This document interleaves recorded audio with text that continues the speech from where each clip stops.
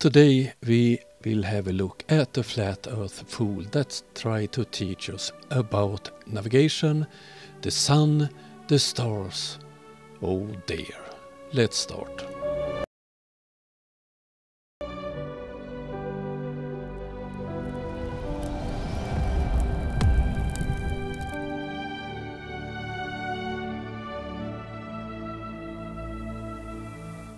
Flat Earth Banjo is not only an expert in navigating airplanes, he's also an expert in all navigation, maps, stars and the sun.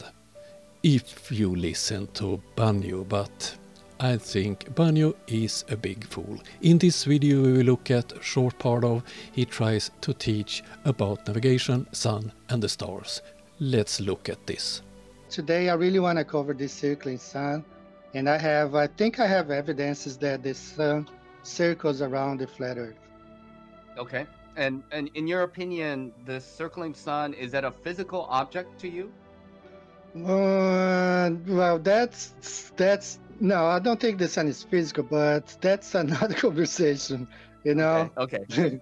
That would be another one because I don't know what the sun is. I have no idea. I know that it's a light in the sky. That's all I can tell.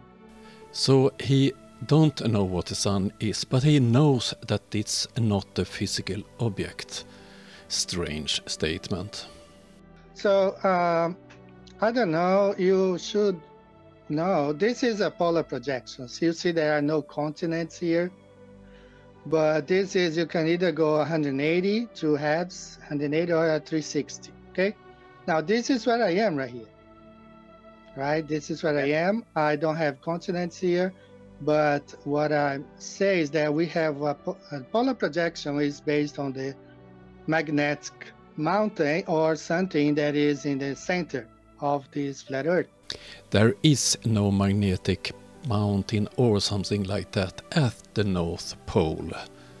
If it was a mountain there, it had to be moving constantly, because the magnetic north is moving. We need it for navigation. Without this magnet orientation here, we wouldn't be able to navigate over, the flat Earth. As a matter of fact, this is a Portuguese map back from 1500s, early 1500s. The Portuguese, they became, seafarers back in the 1400s. And this is a map that they were already mapping the plane back in the 1500s. And they did know that we lived on a globe. Okay. The compass is king who reigns over all arbiters of truth, which measure reality and conclude the objective facts within. Compass derives all geometric outcomes, any plane curve of trajectory or closed curve from 2 points. The compass makes a complete pass around the fixed point. It is determining your position and angle in combination with the sextant and square when drafting, aka cartography, and creating a map, all based on the stars and a single point in the center. Time, location, this should actually be held this way, so that's the true way for this map.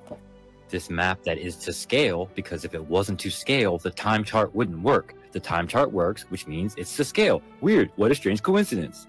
As usual, Banjo is using somebody else's video and he haven't looked at it. This is nonsense, and the man talking don't know what he's talking about. Oh dear. That's why our system for navigating is called polar plane coordination. There is a fixed source in the center. Navigation is not possible whatsoever any other way. This is a magnetic compass. It makes a complete pass around a fixed magnet. The compass is the only objective, constant truth in existence. A compass derives all geometric outcomes, any plane curve of trajectory, and closed curve from 2 points. It computes your position, angle of symmetric shapes. The word compass comes from the Italian compasso, which roughly means circumference. All right, so you can see this is the image that I had. I don't need to have any continents here. We know for navigation, we need this polar projection, which is based on a center magnetic mountain, which I believe is a mountain. But let's say I don't know what, but it's all based on this center pole, all right? So that's how we navigate around it.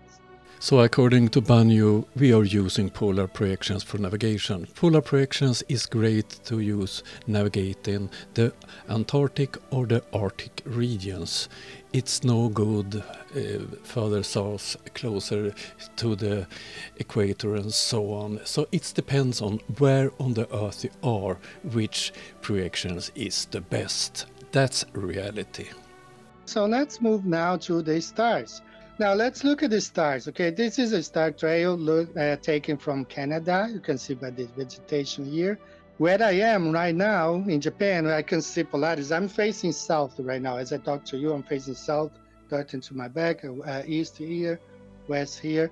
And if I position my P900, I can get this from where I am.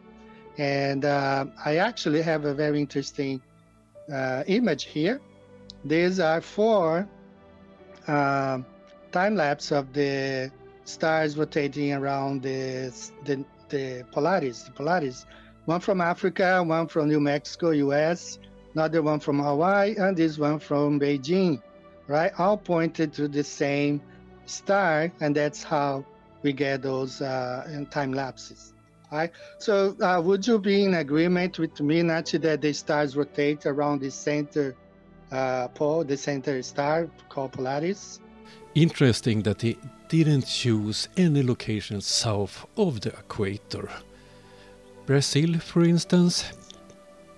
Of course he didn't, because you can't see the northern star and it goes the other way. It's rotate the other way than on the northern part of the world. Okay, so we can be off a little bit, but we all understand there is this, for navigation we need this magnetic point, and for navigation, looking at the stars, we need Polaris. So I think they are, I don't know if they are directly, as you said. Of course we don't need to see Polaris to be able to use the stars and so on for navigation. Then it would be impossible to navigate using stars south of the equator. How stupid can a human being be? So this is Japanese, the old Japanese language. It's indistinguishable from Chinese. They're very, I have a book from 1800s written in Japanese. They can't, people today cannot read. They say, well, it looks a lot like Chinese. So the Japanese believe, you know, this is Mount Meru, right? And this is very old, Nachi. I went to a temple here in Japan, 1600 years old temple, Buddhist temple.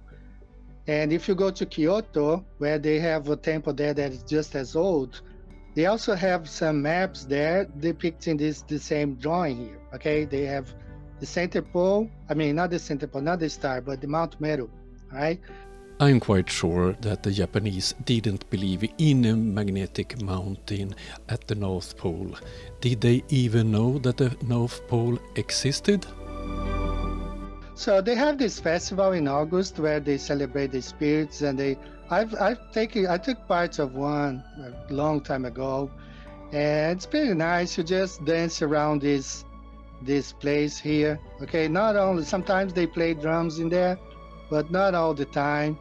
So this is pretty much in reference to this rock right here in the middle. Okay, this rock, which they call Mount Meru. Yes, they believe in Mount Meru in Buddhism, and it's the center of the world. There is no clear indication of Mount Meru with particular geographical location, but it's always located in Himalaya. But fools like Banyu and Eric Dubay have magically moved it to the North Pole.